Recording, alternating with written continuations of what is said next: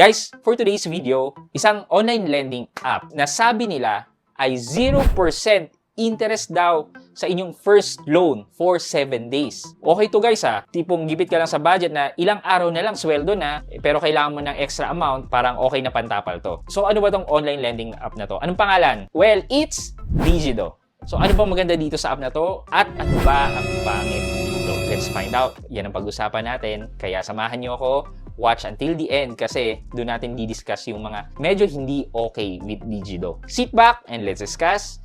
Coming right up.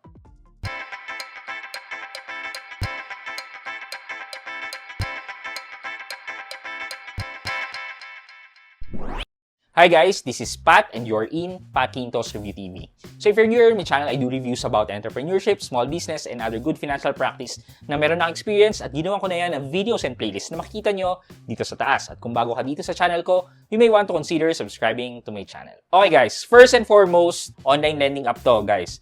Wherein you are going to just download this app via Play Store or App Store. So, unahin natin, kilalanin muna natin si Digido. Si Digido ay registered kay SEC with registration number 2020-03-1272. Saan naman tong office ni Digido? Well, si Digido ay located sa Level 7 Cyber Park Tower 160 General Aguinaldo Avenue, Cubao, 2nd District, Quezon City, 1109 Metro Manila.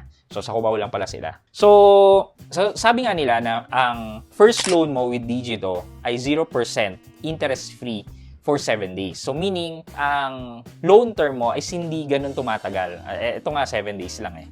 Okay, so dito sa website nila, kung makita natin, ayan, nakalagay up to 25,000 pesos for up to 180 days or that's 6 months for repeated loan. So, basically, sa mga repeat loaners or borrowers, yung 25 up to 25,000 yung pwedeng mahiram daw na hanggang 6 months lang. So, eto, meron sila dito, how much money do you need? Yan, ilagay nyo kung magkano, 10,000 and then cellphone number and then click apply now, pero hindi natin gagawin yon. Sabi ko nga, hindi naman natin kailangan mag-apply para malaman kung maganda ba to o hindi. Check lang natin. Who is eligible to apply? 21 to 70 years old, employed individuals, and selected professionals. So, kailangan may trabaho ka, or ikaw yung mga professional na tipong mga doktor, yung mga ganun. And syempre, Filipino resident. Ito pa yung mga ano nila. In only 4 minutes, you can receive up to 10,000 on your bank account. 4 minutes daw. So, ang loan terms nila for repeat loan is 3, 4, 5, 6 months. Ang loan amount is 1,000 to 25,000. And ang first loan is 0% interest. Pero hindi nila ina-advertise kung magkano ang repeat loan. Yan. Makita natin yan. Punta tayo dito sa calculation nila. Okay. If you apply 11,000 pesos and choose 61-day repayment, 61 days lang yan or around 2 months, the repayment amount will be 21,736 pesos for 61 days. Mag-Bombay na lang kaya. Umutang na lang kaya tayo sa Bombay kaysa dito. Sa Bombay, 5, 6, 20%. Diba? Sa loob ng 45 days ba o 60 days din, ang babayaran mo sa mga Bombay ay 20% ng principal amount. Okay? Pero ito, 11,000 ang hiniram mo. 21,000. So, 10,736. So, kulang-kulang 100% ang interest. I think hindi ko na kailangan mag-dig in pa or ipagpatuloy or mag-dig in pa into details sa website nila or sa app nila. Galing na mismo sa kanila. So, sabi niya 21,736 yung total repayment natin. Minus natin yung 11,000 na utang. So, that's 10,736 divided by 61 days eh. So, 2 months. 2. So, lalabas na 5,368 ang interest monthly. Kung kukunin natin yan per annum, i-times 12 natin. Lalabas na 64,416 ang interest per year. I-divide natin to by 11,000. Ayan. 500 585% ang interest rate niya. 585%. I-divide natin to by 12. 48%. 48.8%. 48.8. Hindi ko na... Parang mind-blown talaga to. 48.8%. And i-divide natin yan kung per day. 1.6% per day. Kaya pala per day sila. Per day ang charging nila ng interest. 1.6 per day. Meron silang nakalagay dyan na around 1.5% per day ang interest nila. Well, ito nga 1.6% per day. So, pag pinalit mo siya per day, kala mo konti lang. Kala mo maliit lang.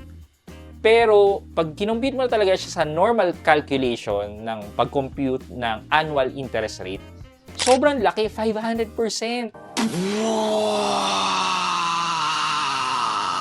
Mind blown talaga ako dito.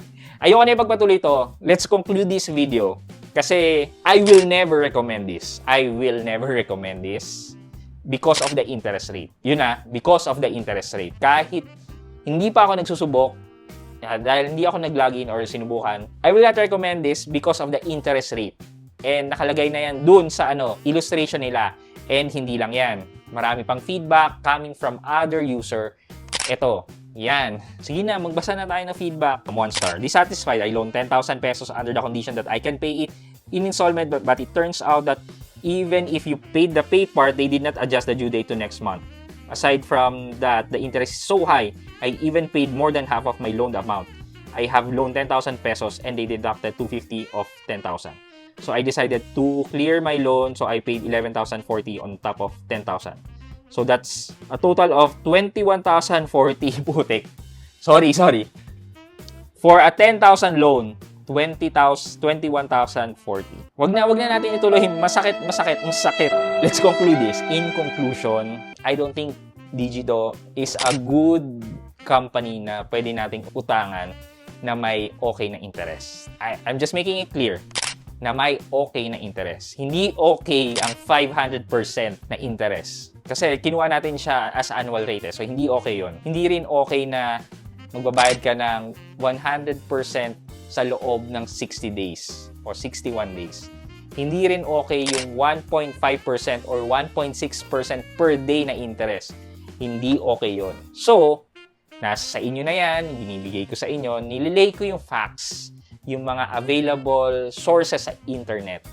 Nandiyan na yan. Pinakita ko na sa inyo, kayo mag-decide sa sarili nyo kung uutang kayo with Digido. I'm not saying na huwag kayong umutang kay Digido, bahala kayo mag-decide, malaki na kayo. I'm just giving you information that would help you decide if you will push through with Digido or not. Ako, I suggest, go for G-Credit, Maya Credit, yun lang. So, before I end this video, shoutout muna tayo. Shoutout kay at memes14324. I guess pa-shoutout din po, Sir Pat. At memes14324, shoutout po sa inyo. And lagi po kita nakikita dito. Thank you for always watching my videos and supporting my channel.